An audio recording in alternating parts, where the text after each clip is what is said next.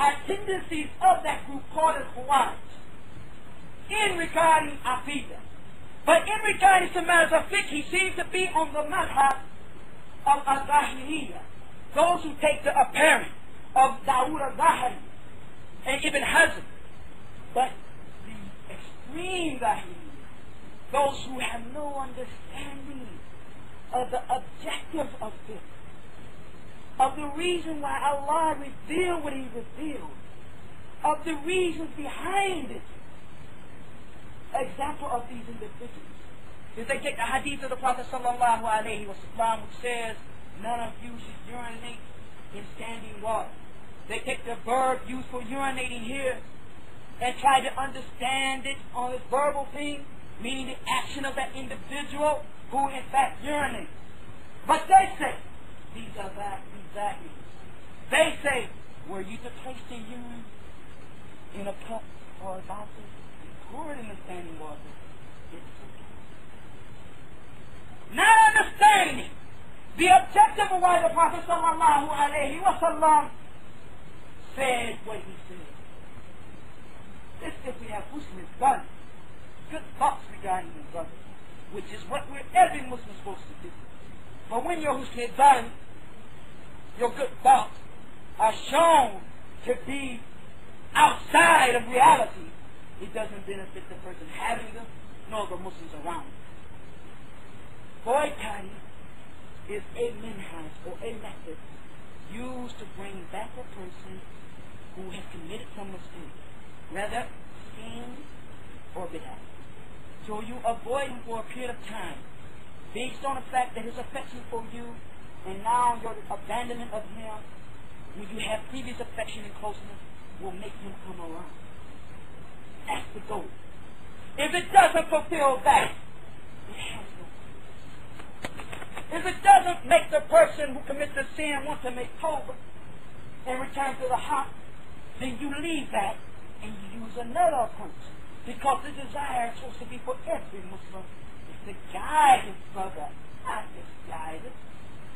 Help his brother, not expose him, not belittle him, not help shaitan against him. And wallahi, if the fitna had not reached the level that it reached, we would not ever have stated what we're stating here. For we could have said a long time ago what we thought about an individual. But we watched and we've seen the effects that it's having upon the Muslims, specifically on the East Coast and throughout the country. Hijrah, Masjid al-Haram. What is embedded in that ruling? A misunderstanding of the Book of Allah, a misunderstanding of tafsir, a misunderstanding of a hadith related to the incident, the hadith of the Prophet sallallahu alaihi wasallam, and misunderstanding of the statements of the scholars. And I ask ye, the scholars that still exist, like Imam Ahmad said, it is not permissible for me to give fatwa. And remember, he's Imam of Ahl Sunnah, have me memorized 1,000, 1,000,000 hadith, and hasn't been the one who's strong in the mihna. It's not permissible for me to give fatwa, and one of my teachers is still on the face of the earth. What is involved in this is not referring to those scholars before you make a statement. And of all the evils and injustices and harms that took place falls fairly upon his shoulders. As the Prophet sallallahu alaihi wasallam said, he who calls to that which is good will get the reward of everyone who acts upon it. Without the person who acts upon it, reward is deficient. And he who calls to that which is bad will get the sin of the one who acts upon it.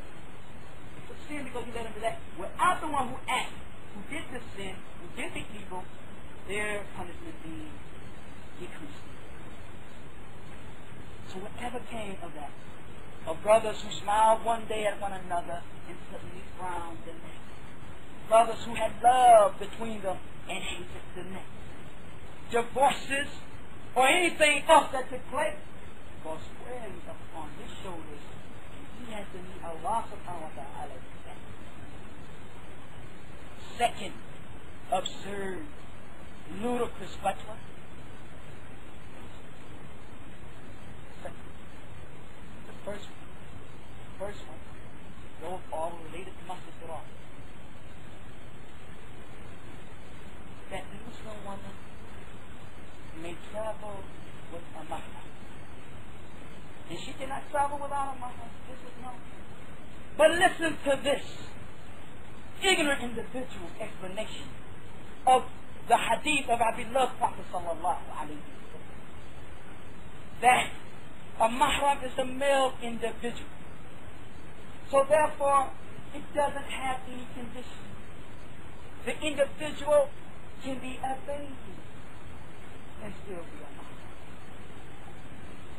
Praying a scholar, a allama, a mustahid, a sheikh living on the face of the earth today who has said that. It shows again that this individual doesn't understand the objective, the wisdom behind the legislation sent down by Allah wa ta'ala. وَأَنَّ لَهُ ذَلِكَ. How can he do that when he's not even a student of knowledge? Every individual that has come who has been given this field, because the new thing is what? The students of Sheikh Muhammad Nasiruddin al-Albani are students of knowledge, and we're students of knowledge. Besides that statement being absurd and ludicrous and foolish, the students of Sheikh Muhammad Nasiruddin al-Albani have something we don't have. They have a tazkir, a reference from Sheikh Muhammad Nasiruddin al-Albani that they can give da'wah and they can relate his fatwa. So that puts them miles above you, way beyond you. His students came and they asked this question. Each one of them gave. Salim al-Ali told them, this is not the case. For the one who's a mahram has to reach the age of puberty because he's mukallim. He's the one who has the responsibility here. And the legislation doesn't put a responsibility on someone who has not reached the age of ulul. Alaykum salam wa rahmatullah. And the purpose of the mahram is to what? Watch out for the woman, defend the woman, protect the woman.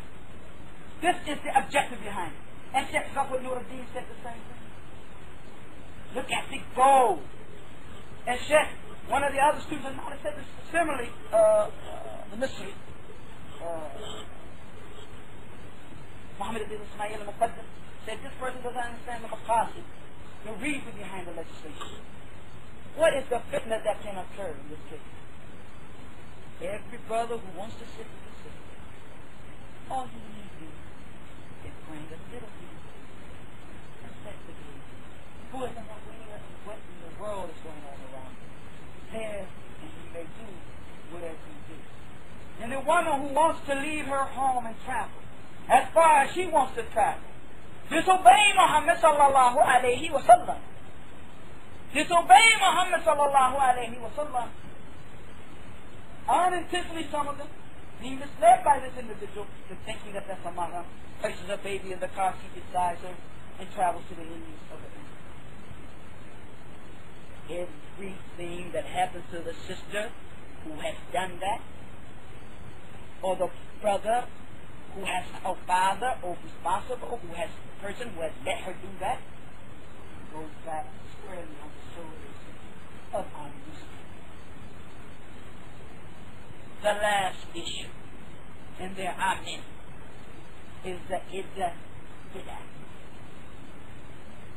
The iddah bid'ah. It is wherein he had the audacity to state that a woman who has been divorced, her first divorce or her second divorce, was called Baynuna Sufra, the removal that is small or minor.